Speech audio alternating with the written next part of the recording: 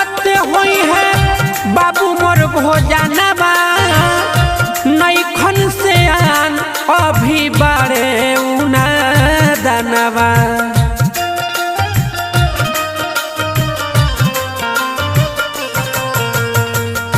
कैसे बनावत हुई है बाबू मोर भोजनवा नैखन से आन अभी बारे उना दानवा। नन्हे बाऊ मिरिया बबू